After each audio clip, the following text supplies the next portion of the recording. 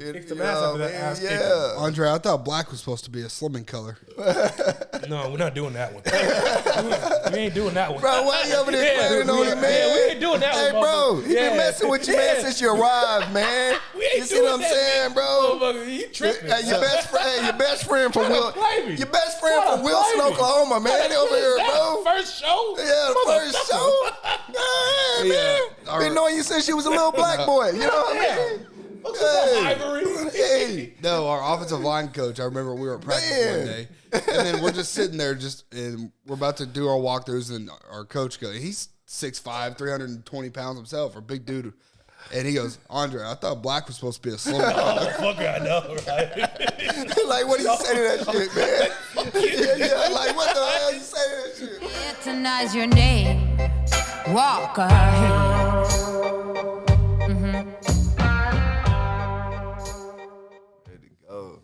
Morning, fellas. Good morning, good morning, good morning, Morning. man. Good morning. Good morning, man. We got a stranger over here to my left, man. You know what I'm saying? Big old stranger. Nah, he ain't no stranger, man. So, Not to me. No, not at all. Me Not either, to me man. at all. Blessing to be on the show, guys. Blessing to be on the show. Welcome, Dionn. Or do you want to go by Andre today?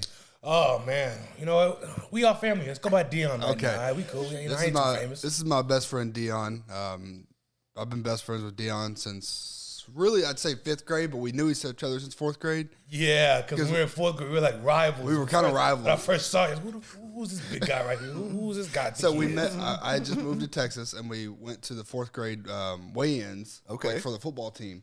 And, you know, you got to weigh in to make sure you're eligible or not to run the football. Right. Do a Pee-wee. little physical. Yeah, and we show up, and then even though we're on the same team, we like look over at each other, and we're the two of the biggest kids there, and we're like looking at each other, sizing each other up. First time I actually see competition, you know what I'm saying? Because of the basketball, I was the biggest kid. Right. I see him, and I'm like, oh, okay.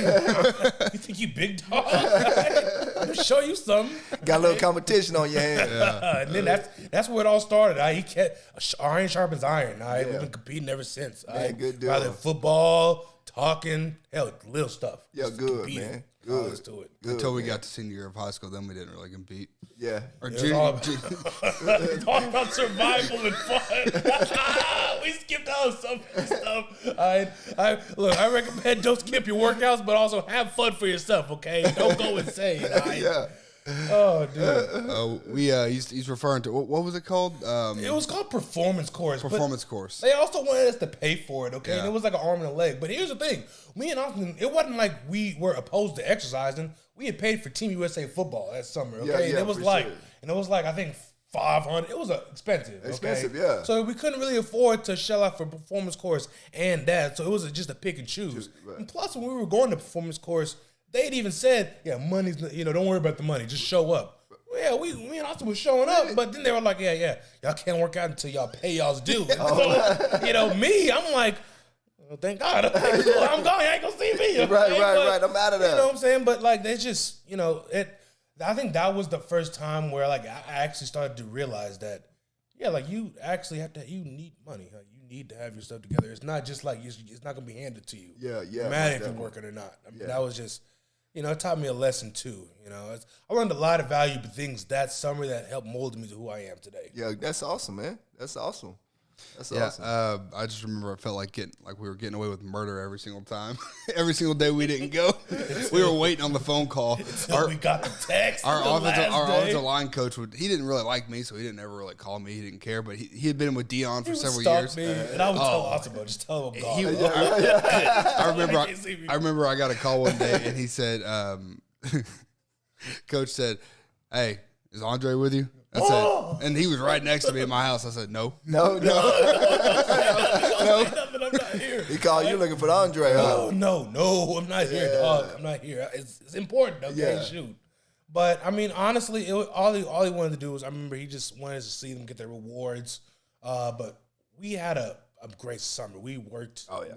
We so many Oreos. Oh, my God, so many workouts, so many. Even in the pool, like people don't understand, like, playing in the pool is a hell of a workout. Yeah, okay? I mean, man. We played the hell out of some pool basketball. Oh, my gosh, bro. Aggressive, all added, okay? But even when we showed up to camp, we were still in great football shape, still, weren't behind in anything. As a matter of fact, this guy didn't miss a beat at all. He was new to the team. Yeah, for sure. And as a matter of fact, and I think that's what made the coaches so mad, because I'll say this on camera. I feel like he got snubbed from an award at the end of the year. Yeah. Because at the end of the year, we all get like our honors and whatever and stuff like that. Right. And to this day, there was an award called the Iron Eagle Award for people who pretty much work, who practice and play through injuries. Right.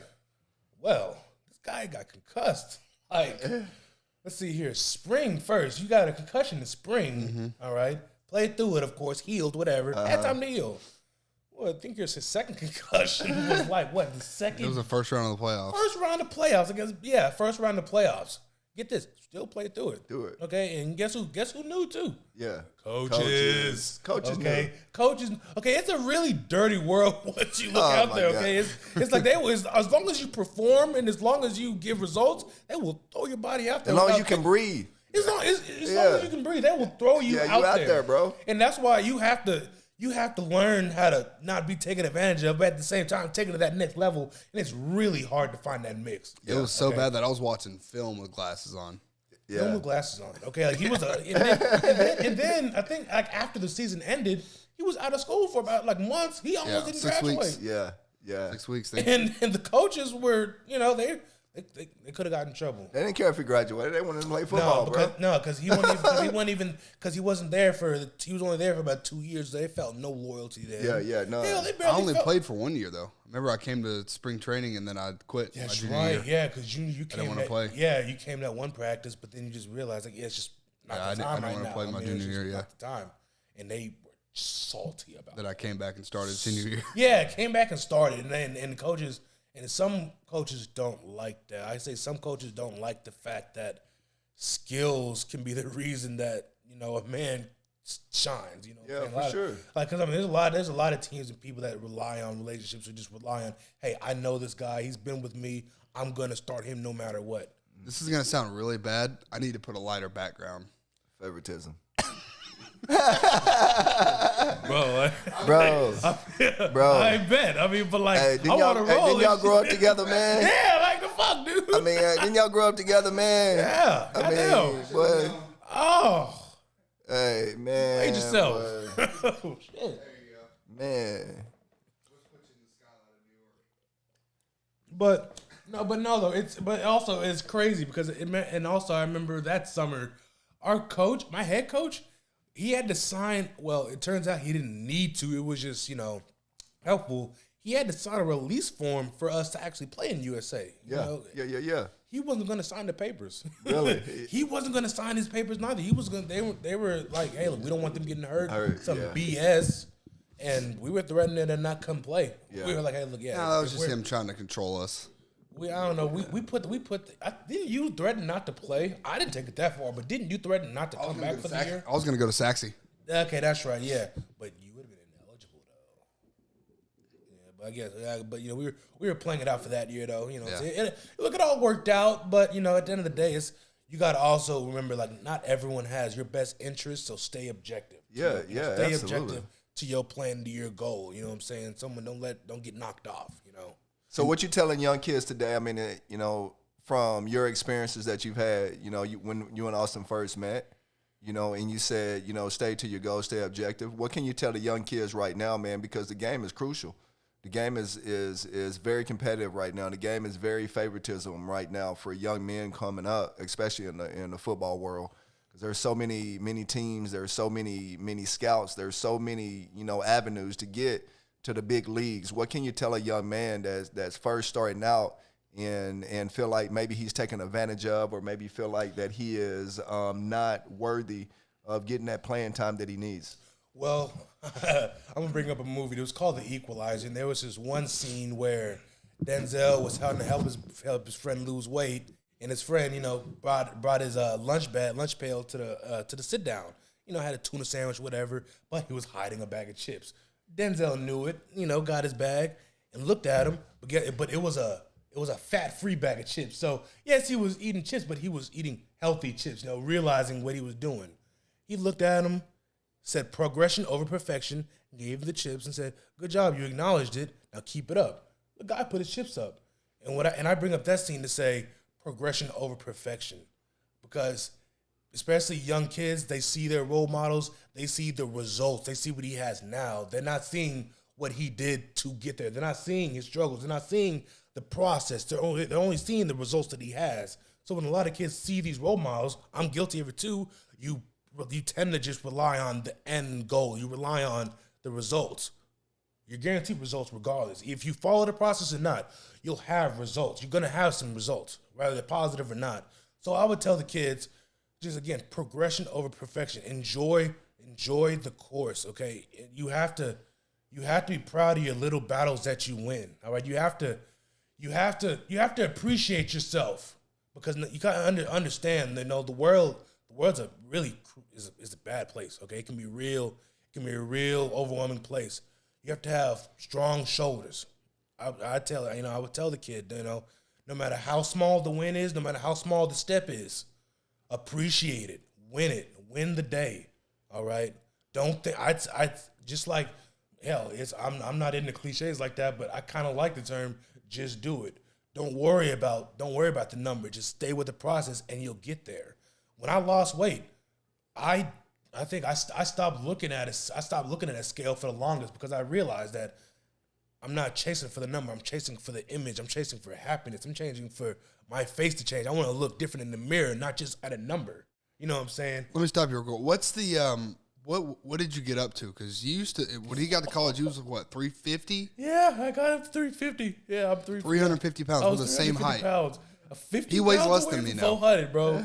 50 pounds away from being one Big of those foe. being one of those my 400-pound life dudes. Okay, and then I remember just something clicked in my head because I was playing football. Yes, I was good. Like on the field, I was an ox. Okay, like I was an immovable. Okay, like I was when it came to being on the field, I was useful, but healthy wise, it was not healthy. Okay, I woke up always breathing heavy.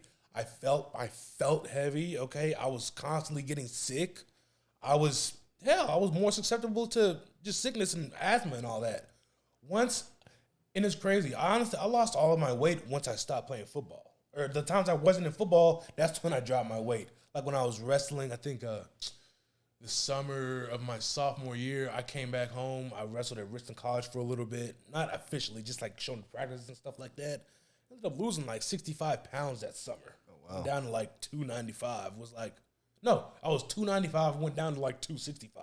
Okay. I'm talking about dropping weight. Well, around the time I stopped playing, I was like, I was like 230. I even dropped down to like 205 at one point. And it just comes down to, and it's not a diet, okay? People always mistake, I got to switch up how I eat. Yes, you do, but it's a lifestyle change. Yeah. Once you stop thinking of it as a diet and just realize, hey, look, I'm changing my lifestyle, I feel like it's easy just to get in motion with it. You know what I'm saying? Just kind of, and don't revert back. Don't relapse back to your old habits. Mm-hmm. If you just look at it as a lifestyle change opposed to a diet. Because a diet is like a program, okay? A diet is a set time. People overestimate what they can do in a short period of time and underestimate what they can do over a long period of time. I see it in my job all the time at UPS, especially when they see all those boxes. I see a huge mess, and I see them all the time. Like, I don't know how I'm going to do it.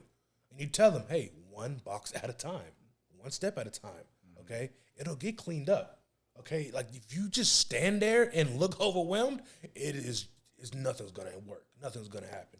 If you just sit there and look at the mess pile up, you just stay on the move. Even if it's steady coming down, you just stay on the move. It'll lighten up. Paralysis by analysis. That's all it is to it. Yeah. Don't always stay on the move. That's all. That's one thing about my job. As long as you stay on the move, staying active, you'll stay ahead of a lot of preventative stuff. A lot of stuff. No, that's really good, man. You said the magical words, just stay with the process. Everything has a process. I really believe that, man. And when you stay with the process, then like you said, it may take a little bit of time. It may take a short time. It may take you a longer time. They may mess around and go this way opposed to going this way. Yeah. They're willing to go 10 steps down opposed to going like 2 steps at a time. Yeah. If it means it's going up ahead. So it's just, no matter how small, just enjoy your little victory. That's all it is to it. Like I used to scoff at my little victories. I used to, to the point to where I would start feeling like I wasn't, as good as I should be, okay? Because I was scoffing my little victories. Well, I had to start telling myself that, hey, I'm actually doing a good job. Okay, like I'm actually doing this. Okay, like in my area, like I was at one point, I wasn't making service, had hella misloads. My people, wasn't showing up to work on time. Well, I fixed that one day at a time. I realized to myself, like, hey, look, these numbers, I'm responsible for it. You know what I'm saying? It's not going to change if I just keep on letting it be reported. If I just keep on letting it happen, nothing will get better. It's all about action. You have to take action. You have to. We talked about it the other day. We had a 20-minute conversation about me not acknowledging my little wins. Brain fart. I feel like they're not important, and I feel like I feel like I'm not doing what I need to be doing if I'm sitting there talking about how good I am, and that's the way I look at it. Versus, okay, I did this, now I can use it to propel myself into this next portion. I try to be too modest without ideas. Like I find myself trying to be a bit too modest, so I'm not arrogant. But honestly, at the end of the day, it's okay to be a little arrogant if it's true. Yeah, okay? I totally agree. I totally agree. If you know what's up, okay, you know what's up, okay, and Yeah. so that that's all it is to it, okay. That's what helps. I feel like with the mental progression is understanding your wins and just acknowledging your losses and your wins. That's all it is to it. Yeah, absolutely. And I don't think it's arrogance. I think it's confidence. I think it's confidence. I think you gain confidence in yourself enough to say it now. What I was telling Austin, and he said, I don't celebrate my small wins. I said, you need to. It's because if you don't celebrate your small wins, you're never going to be perfect enough for yourself. You're never going to get to the point that you want to be. You said progression over perfection, right? Who's perfect? God's perfect. There's nobody that's going to be perfect. So, I started teaching my young kids, in life skills and in young football and little league and stuff like that. I say, what does practice do? And they say, well, practice makes perfect. No, it doesn't. Practice makes permanent. Because if you keep practicing something, it's permanent in your head, yes. Right? If you keep telling yourself about the small wins, it's permanent in your head. If you keep practicing, Austin, getting up in the morning at 5 o'clock, guess what? It becomes permanent now, right? It becomes permanent. You just wake up. Just like I was sharing with you the other day, I just wake up now and just go. Like you said, Dionn, I just wake up and I just go, right? It's the same thing being a supervisor at UPS, wherever you may be, right? When you wake up, one step at a time. One box at a time, one movement at a time, one process at a time, and you'll get there. So, And also another thing is me, because I'm a very look. You can ask Austin. I've always been a lazy dude. I've always been a go with the flow type of dude. But not just your job in regular life. Have a routine. Always have a routine. Even if you think you don't have a routine, you have a routine. Okay, you all wake up. You all do your first action. You all do something. Everyone has a routine, they just don't know it yet. Yeah. Incorporate your routine in your home life and in your work life. Yeah. Build that structure. Because me, I'm very chaotic. I'm very unorganized. Okay, I'm very let's just get it up and get it going. You know what I'm saying? But by having that set routine, it builds that structure and helps you be organized. Because I tell you what, if you're not organized, you're gonna have a rough time. Yeah. You're gonna have a really rough time if you don't find some organizational skills. Yeah. Because once you become a super you're in a supervisor role and you're responsible for other people, you're not just being organized for yourself. You're being organized for your workers. They depend on you. Yeah. You have to be organized so they know so they know that they can work for you and they can trust you to build that trust. I mean, that's one thing I will say, because when I first got promoted, I didn't know how to get the best out of my workers. I didn't know how to get them to come to work. I didn't know how to tell them. Hey, look, it'll be okay. Because me as a loader, I was very raw with it. I just knew for a fact that, hey, look, I'm gonna work through it. It'll be all good. Once I built a routine, once I started talking with them every day, I built a rapport with them. I realized, I started getting more with them, and that just comes with training. And then also just talking with it. Like I have one worker I'm not going to put on blast, but she constantly walks away from her post. She constantly will stand still if I'm not hounding her, if I'm not babysitting her. Okay, right, and it's and it's crazy because I'm a lot of the people that I'm responsible for, they're older than me. Okay, they're like older than me by like 20 years. So a lot of times I'm like, hey, look, I don't want to micromanage you. Okay, you should be able to do this. Okay, right? You would think so. Yeah, you would think so. No. They're very, very childish at some points. That's why you have to kind of put your foot down. But Glad it's not just our business. No, man, see, it's vice versa from us. You know, everybody that you supervise is older than you. Everybody that I supervise is 20 years younger than me. So, you know, it goes. I'm in your boat. Yes. Half of them are. Now we've got a pretty young crew now, but yeah. But you know, you're so right, Dionn. You got to be organized, man. It's because your people, right? Your people depend on you. Your people depend on you to be organized. Your people depend on you to make sure that they are doing what they need to be doing, whether they want to admit it or not. Exactly. Yeah. And I used to gripe all the damn time about, man, I'm just a high-paid babysitter. That's all I am. I'm just a high-paid babysitter to babysit you. But you know what? That's my job. That's the reason I am a manager. I am there to manage other people, man. And so you said you got to, you know, find what pushes other people and find how to motivate them. That's been the toughest thing in the business. Oh, but my gosh, yes. I know what motivates them now. Just get out there and do it and lead by example. You know, that's all they want. They want you to lead by example and go out there and show them how to do it a couple times. Once that happens, then guess what? They're ready to go now. And before a long time, I thought, man, that's not my job. My job is to manage you. My job is not to do the job for you. But guess what? Sometimes you got to get out there and play the game too and show them how to play the game. And being a supervisor, I also realized another role is to eliminate your workers' excuses. Oh my God, excuses are lies. Okay. I tell them that all the time. Yeah, but what's your lie today? Well, I didn't lie about it. I mean, I said, well, excuses are the first sign of a loser. So are you a loser today? Oh, never mind. Every time there's a problem, hey, what's going on? Oh, I can't do this because of this.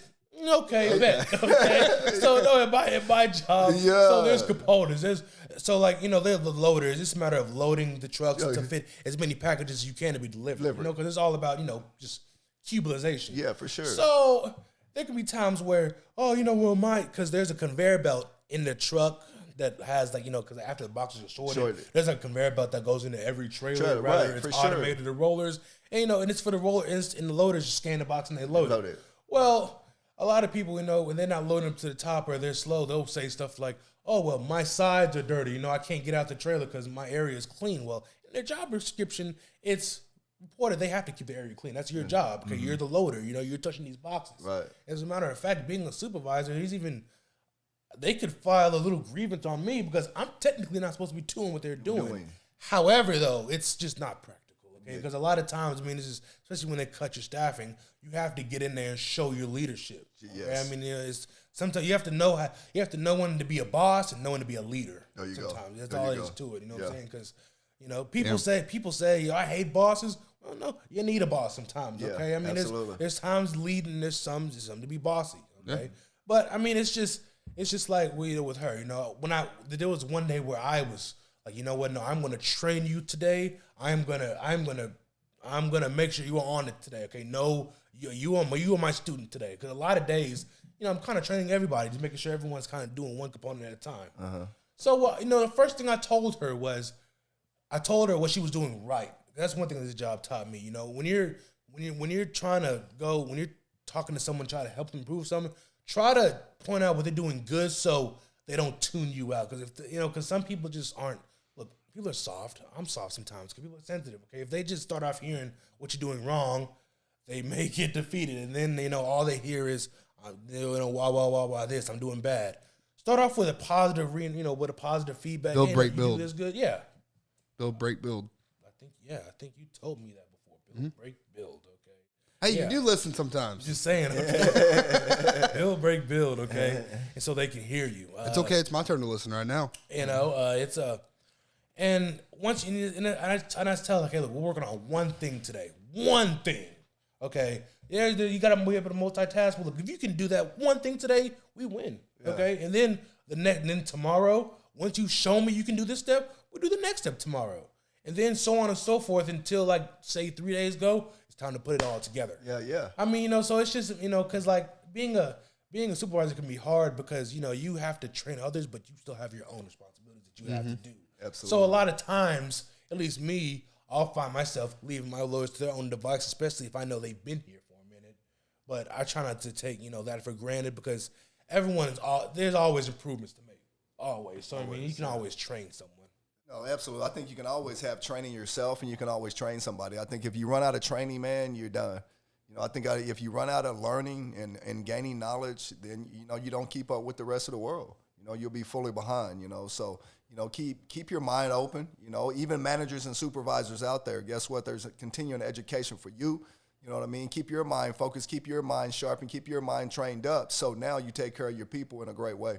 I mean, I saw Conor McGregor doing an interview the other day, and he said, as soon as you stop becoming a student, you're in trouble. Absolutely. As soon as you stop becoming a student, you're in trouble. Absolutely. You got to be the student of the game, student of life, man, in you general. mentioned about having responsibilities as a supervisor on top of making sure everybody else does what they're supposed to do.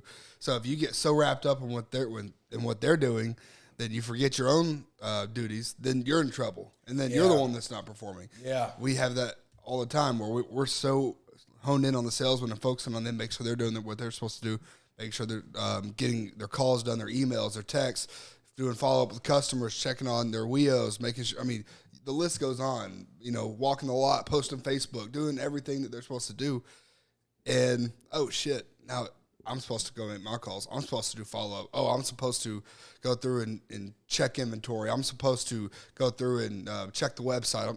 And then Bo has his list of 100 different things he has to do. Mm-hmm. So you can't throw stones from a glass house.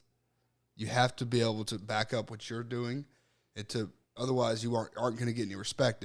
If Bo were to start training me 3.5 years ago, and I didn't find him, if I didn't respect the way he carried himself, I didn't respect his results, then I wouldn't have learned from him. I wouldn't have been his understudy. I wouldn't have, put the amount of respect into this man that I put. Just like you with whoever, you've worked with.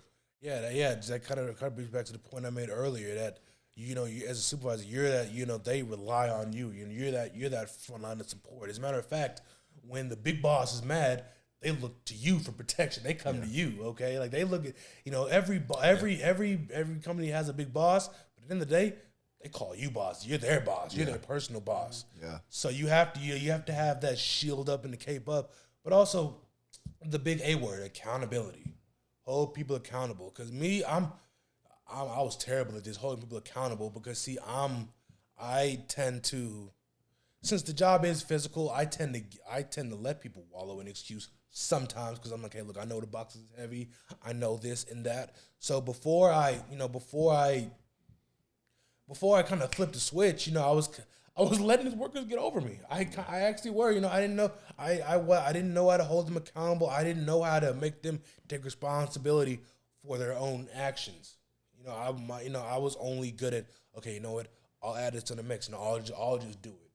But with me doing it, I wasn't being a good supervisor, and in turn, my area is not going to improve if I'm constantly just in there doing the work for them. Yeah, most definitely. It's easier doing it for them. It's easier just to hop in and do it for them opposed to training. Because you're going to do it right. But at the end of the day, it's not going to help you one bit in the long run. No, it will not. It won't. Okay. It won't. I was that same manager, man, and didn't hold that people accountable, enough where, it made a difference, man. Let them run over me and do this and that. And I was, one of them. I wasn't their manager. I was just one of those guys. And when you start holding people accountable, you start gaining that respect as a manager, as a coach, as a superior, or, that person in charge. You start gaining that respect. Once you start gaining that respect, you start feeling better about yourself. Yes. Like now I can put more pressure into them. I can apply more energy into them. And I feel good about going to work and helping these folks train. And so, as a manager, as a supervisor, you got to look at that. You got to, again, just like Dionn said, man, you got to look yourself in the mirror every day and figure out what your task is and what your actual job title is. Your job title as a supervisor is a manager. That's what you're supposed to do. And I think you got to manage people in a different way. Every employee is different, I believe, and you got to manage them in a different way. That's the toughest thing in finding as a manager, learning how to manage them in a different way. Yeah. Everybody's different. And again, man, I used to be that manager when they messed up. I came down on them. I did some dirty stuff to them, man. I was ruthless to these people, man. But you know what? That didn't help them. That just drove them more in the freaking dirt. You know what I'm saying? When I came down like that. So, there's a fine line, I think, between, like you said, being a boss, being a manager, and also being their friend. An employee has to know that you're their boss, but also their friend. Because they have to have somebody that they can come and talk to on a personal basis, because they go through personal stuff before they arrive at the job that they're doing. And I think if you can believe, and dive into both of those areas, you have a better employee. And that's part of your training as your manager. Not only like you said, man, at work, but also on their daily life. Yeah. See, physical job, mental job, look, either way, to get the most out of your worker, you talk to him straight up, train him, get with him every single day to get the most out of him. It's all about that respect, just finding that respect, and just finding that respect point. And they stop looking at you like friends. Because I tell you what, friends, it's cool to have friends, but friends can just say, oh, he got it. Yeah. It's whatever. I can just chill, whatever. Yeah. When there's that respect and they have that, there's that presence among you, you'll get more out of them. They look at you like, hey, look, I actually want to help this guy out. As a matter of fact, before, I think like a couple of weeks ago, when I was talking to one of my most to gain workers. Okay, instead of saying they're the worst, so I say most to gain. Okay, so that's great. My most to gain worker. There was one time where I went up to her. She's actually trying and whatever. I'm talking with her, and before I even finished my thought, she said, "Well, I was trying to do this so I didn't get you in trouble." That's when I knew. Oh wow. I'm finally okay. I'm doing something right. Right. Yeah. They're looking out for me. Actually, when your workers start looking out for you, you've done something right. Yeah. Okay, straight up, they're working hard for you, looking out for you. All right, you've done something. Okay, then that's when I knew that. Okay, now it's just this one worker. I'm getting somewhere. Okay, because because it's hard when you get promoted. It can be kind of hard building and understanding, because you're like, hey, look, I got promoted for a reason. I can do this. How come you can't? Yeah, exactly. It's like, why can't you do what I did? All you got to do is just do this. But like you said, you coach people differently and talk to people differently, and that's what it's all about. Like, everyone has a different style. You can't, like coaching, you can't just scream at everybody, okay? Like, people shut down. See, me, you may have to yell at me, okay? You may have to get me going, okay? Yeah, straight up, okay? Go ahead and yell at me a little bit, okay? Because if you're talking to me soft, I'll fall asleep. I'll just, okay, whatever. I used to tell Bo to yell at me. I used to tell Bo be hard on me. Yeah, with that soft straight stuff. Up, like you can wake me up a little bit, okay? Get that heart jumping. Hey, good ass chewing right there, boy. Good ass chewing gets my ass going. I'm just telling you. It gets me hyped up, amped up. I'm ready to go. To the best of us. Yeah, I'm mad at the world, but I'm ready to go, man. Put me to work. Let me get out there. Kick some ass after that ass kicking. Andre, I thought black was supposed to be a slimming color. No, we're not doing that one. We ain't doing that one. Bro, why you over there planning on it, man? We ain't doing that one. Hey, bro, he been messing with you, man, since you arrived, man. You see what I'm saying, bro? He tripping. Hey, your best friend from Wilson, Oklahoma, man. They over here, bro. First show? Yeah, the first show. Yeah, man. Been knowing you since you was a little black boy. You know what I mean? Hey. No, our offensive line coach, I remember we were at practice one day, and then we're just sitting there and we're about to do our walkthroughs, and our coach goes, he's 6'5", 320 pounds himself, a big dude. And he goes, Andre, I thought black was supposed to be a slim guy. Fucker, I know, right? Like, what do you say to that shit, man? Yeah, like, what the hell you say to that shit, man? Like, bro. Hey, man. Come to think about it, I was eating like shit. I probably was a big one. You know how many Oreos we ate that summer? Man. Oh yeah, because I remember we didn't have an off season my senior year, and I took full advantage of that. Okay, I'm talking about I ate good every day. I think that was when I got 350 actually. You know how many Oreos I ate last night? You can't get away from them. Get away from Oreos, bro. Hey, they're vegan. They're vegan. Hey, there you go. Yeah, you know what I mean? The Oreos are vegan. Okay. Yeah, see. What do you want? A prize? Fuck you. I'm just saying. Oh, man, bro. But no, I mean, but it's funny, you know what I mean? It's when you know talking about these Oreos and stuff. When I was, as a matter of fact, when I was dropping weight from 350, I don't remember a time when I had an Oreo during that journey. Actually, I can't recall the time I actually started reverting back to eating the sweets and eating the bread that I was eating. As a matter of fact, because right now, like I got to go back to my lifestyle change. I kind of eat like shit now. I don't eat the quantity is the less, but I don't I'm still eating pizza every now and then. I still go to fast food every now and then. Right. There's at one point where I cut all of that out. You know, But obviously, you're maintaining at least because you're down to what 230. You said. I weighed in at 233 the other day. Okay, so you're down to 230. As long as you don't go back to the lifestyle you were at before, I mean, you can course correct from there. Yeah, it's, it's just my deal is now I just gotta take that. I gotta take that bold step. I gotta take that next level. Okay, I gotta get up and start working out. You know what I'm saying? Yeah, you don't work out at all, do you? No, I don't. All I do, I've honestly, I've always relied on my little warehouse job for active because I'm always exercise. Yeah, because I'm always touching shit. I'm always sweating on the job. So I always kind of relied on that. But I need to take that next step so I can actually mold my body. Actually, you know what I'm saying? Because yeah, I'm 230, but I'm a sloppy 230. You know what I'm saying? Dude, I didn't get that pull-up bar. Start doing push-ups. Hey, push-ups, pull-ups, all that. Yeah, that's and it just starts there. See, and thank y'all. They cut my excuses, guys. See, I think I need a gym, push-ups and sit-ups. Okay, that's all it is too. Out of that, when listen, bro. When you out there supervising, the truck is your gym. You know what I'm saying? Drop down and get you 50 push-ups, get you 60 sit-ups, pick up a couple boxes, you know what I'm saying? You can do some ab work, swinging the boxes left or right. You good, man. Hey, you good. No more excuses. No more excuses. I'll pop in the conference room every now and then, just knock out 20, 30, 40 you know what I'm push-ups. saying? Hey, UPS Fitness around here, you hear me? Straight up, Fitness. Fitness. They don't call it Brown. They don't call it Brown for nothing. Brown gets down. Not for the week. Brown gets down, man. Y'all think they delivering boxes? They delivering muscles. Yes, I like that. They got muscles in boxes now. You feel me? Man, but you talk about losing weight, because I really got it big into fitness. I've always worked out, right? But, I've been a member of the Y. I was thinking the other day, 24 years. So I've always worked out off and on. But for the past 3 years, I've worked out every day, at 5 o'clock in the morning. And, when I really got back to working out, I started really slow. For me, I started really slow for a year, right? I didn't touch no more than probably maybe 100 pounds, maybe 50. I just did high reps, man. That's all I did was high reps, low weight, high reps, just to get myself and my mindset back into working out. And then I started lifting heavy again.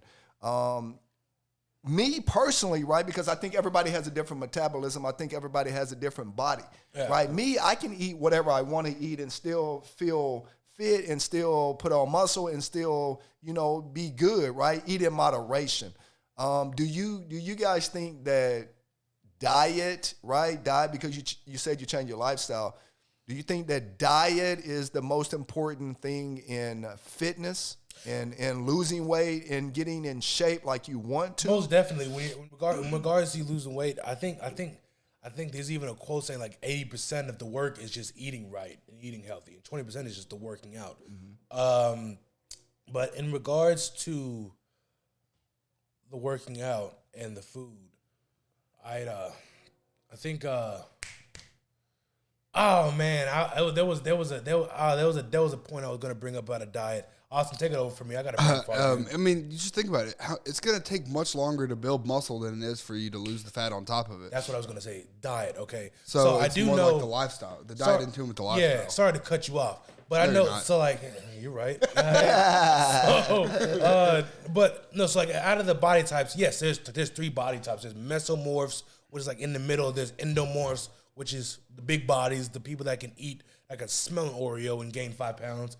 And then there are ectomorphs. I know some skinny people that can eat a whole buffet and not gain a single pound. Mm-hmm. Okay, that just processes their weight quick. Well, there's also things called your blood type diet as well. Cause so I'm O negative. I'm O positive. So people that has O blood, I don't know what I am. So people with O negative, O positive blood, we break down red meats better. Yeah. So that's one thing I will say about diet. So if you you're O negative, I think if AB, they break down chicken and fish better.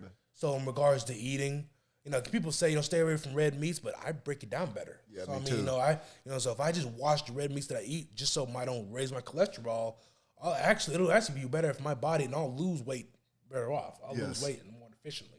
Gotcha. So I think I learned that from I think I Googled it. I think one time because I was just kind of Googling things like what can kind of help me get the ball rolling because I knew just salads wasn't going to cut it. I had to do a little bit more, And so I don't, I can't say the full science with it because I know I was looked up to about O negative, O positive, O negative. I know I break down red meats better. So if I when I was going keto, when you're not eating bread or whatever, I was eating a bunch of ground beef. I was eating steaks without meat, without bread and all that. And a whole bunch of greens. As a matter of fact, I was even staying away from starches, actually. I was mainly doing just meats and vegetables. Actually. I mean, people don't realize when you're losing weight, as long as you're working out, you don't have to be killing yourself. As long as you're working out, getting some cardio, and then active. Being active. You don't have to eat like a bird. I mean, how many meals a day do you eat? Like five meals a day. You're supposed to eat 5 meals a day. Keep the metabolism going. It's bad when you eat one meal because your metabolism isn't speeding up. Yeah. You're supposed to eat like 5 times. As long as you're not eating the That's shitty why. foods. Yeah. I mean, that's going to be a big thing. I wanted to touch on something, but I forgot about it, so I'm going to pivot a little bit. Bo believes me, but half the people at the dealership don't believe that we play for Team USA, so I need you to confirm it. They can fucking pull it up on YouTube, okay? I did. They didn't believe me. Why are they playing? Okay, what the hell? All right, we got stats, okay? We can show that shit up. Yeah. Look, okay, I think you were what? You were on Team White. I was on Team Blue. Yeah. And then my nephew Chase Davis was on Team Red, I think. When he says nephew, he's a year younger than us. Yeah. So he's more like little bro to me. Yeah, he's like little nephew. Yeah. So what? They didn't. As a matter of fact, they just give me a hard time about it. We also got invited. I just wanted proof. They just hating. They just hating. We also got invited to teams the travel team. Nobody. Yeah, we got invited to the travel team, but it was like $8,000 or something. We got invited to the travel B team. Okay, because that's still the travel team. The travel A team was for the 5 stars. The guys that didn't even have to pay money. Okay, I knew I wasn't going to be a 5-star recruit. Hey, D1, D2, I mean, a win is a win. A win is a win. A win is a win. A win is a win. Right? You out there. That's what I'm saying, okay? Look, and it's, people, that's another thing too, okay? Like, people think it's D1 or nothing. No, it's nothing is what you think is nothing. Yeah, that's a great point, man. That's a great point. I'm glad you brought it up. Okay, like, people think it's go big or go home. No, okay? If you don't go big, just keep on going until you get there, okay? Don't go home, okay? Yeah. Like, don't give up. Great point, man. It's all about the little step, the progression people overlook, I feel like. I was guilty of that. Look, when you're losing weight, I promise you won't get the results you think you will if you keep on thinking about the end result, the end goal, okay? Honestly, once you come in realization of this is what I look like and this is the steps that I'm taking to make sure I don't look like this, you'll start to transform between your own eyes. As a matter of fact, I remember when I had dropped the weight, I got used to looking at myself in the mirror so many times that people saw the change before I did. Yeah. Okay, like people were saying, you got hella people. I'm hearing this word skinny, and I'm like, what? Like, yeah, what do you mean skinny? Like, I'm still huge, and it's like I'm looking at myself every day. but it's like, come to think about it, when I'm putting on clothes and stuff, I'm like, oh shit. Okay, like I'm wearing the same clothes I did when I was like in high school. Like in 8th grade, I was a big kid, dude. Like I've been wearing my clothes for the longest, dude. Like I think I'm in pants now. I wear like a 30-28. Yeah. At one point, I was wearing 50s and like I was wearing like a. You wear a 30? Yeah, I wear a 30. Yeah. You have no ass. Yeah, no. No. I got still like a 36. I got all crack, dude. No. Yeah. All lower back. Hey, black guys, we're the same. I'm the same way, man. Black guys, you know what they say though? Don't crack. You feel me? Hey, it's like fine wine. Yeah, you know what I'm saying. In your case, black is all crack. Hey, yo, man. No, we got Bo over here. Right? Yeah, fine man. wine. Fine wine, man. Nah, You feel me? Crack. You know what I mean? Hey, 44 over here, man. He's you know 44. Better shape than both. See, Took a lot of hard work, man. You coming after me in this show, bro? Yeah, he coming after you, man. Shit. He on you, bro. Oh, damn it. Yeah, he on you, Got something man. for your ass next show. Hey, part 2. Hey, Shit. Dionn versus Come Austin. on now. Part 2. Husky Fat Promotions. Let's get it. Do I need a replacement opponent? Street beefs. Let's go. Okay, I'm here for it. Let's go, Husky. I'm here for it. Competition. It's a little different than it used to be. I'll go. I know what I was going to say. It actually ties in perfect. This poor man in high school, when I thought I wanted to learn how to fight, was my test dummy. We used to put mattresses on the floor. You know, when I first started watching the UFC, I wanted to learn how to do the judo throws, and so I'd put 2 mattresses together, and then I'd throw him on the ground. And me as a supporter of homie, a supporter of Fred, I'm like, yeah, you know, I'm gonna go through this shit. Okay? Yeah. I will let you throw me around. Exactly. I don't know if you have the video, but you motherfucker, you threw me good one time, bro. And then you landed in between the mattress on the floor, and I landed on top of you. It was a good throw too, because I think I was like 50 pounds heavier than you. UFC in the garage. Oh, dude. My sons, boy, they used to do that all the time. Boy, I don't know how many mattresses we messed up in the garage. Boy, didn't have a bed to sleep in, but we had UFC mattresses. So. I had no idea what I was doing, but I was throwing his big ass around. So I'm sorry. I apologize. Nah, but honestly, we were always competing in one way or another, always sharpening each other. Yes. I mean, you know what I'm saying? Whether we knew it or not, you know? And that's another thing too. Always, if you're not, you know, compete with yourself always, but always find a way to compete. Okay, like competing whatever little competing with someone else. Always compete. Okay, just always try to find a way to challenge yourself. Always try to find a way to take that next step.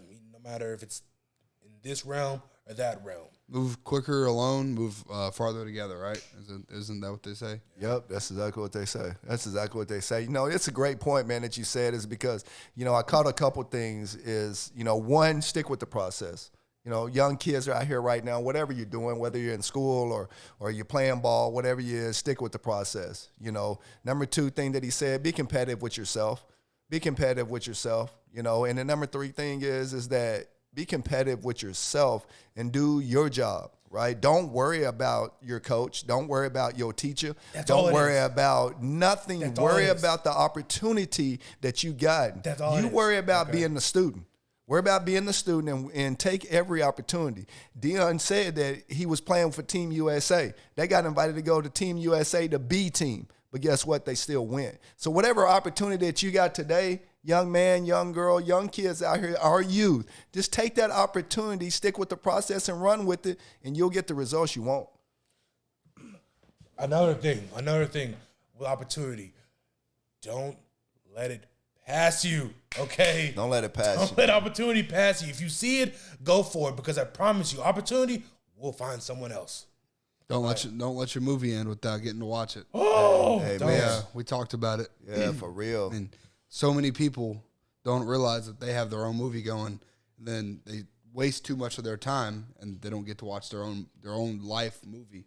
And then, you know, if you miss half your movie, you're not going to know what happens in the end. You're not going to know the end result. You're not going to know, you know, what you could have missed. Your script is already written. Yeah. God has already written your script for your movie. That's your life. Stop trying to change your script so much. Stop trying to modify the script so much. Just stick to the script, the process, and you'll be successful, man. Find joy, find love, find, you know, work ethic, find exhaustion, find, you know, lust, find hate, but do it also in a respectful manner and just enjoy the process of life. It's all those things are going to come. But and it's also and it's talking with the young kids. Don't get frustrated that that's not going to happen tomorrow or it's not going to happen in the next day.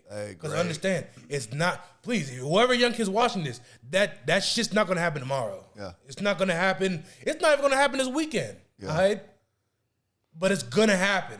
All right, so just keep on that process, okay? Like, understand, the process is almost way more important than the end result, because that process is going to deviate and determine what the end result was.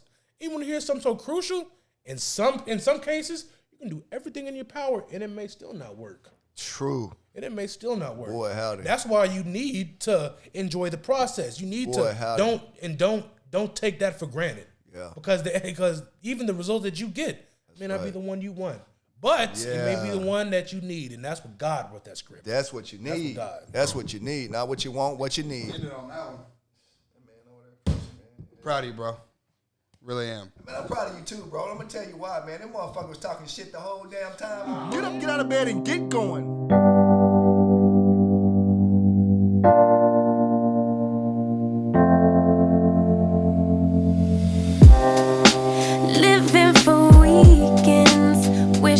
I could take a break from this world.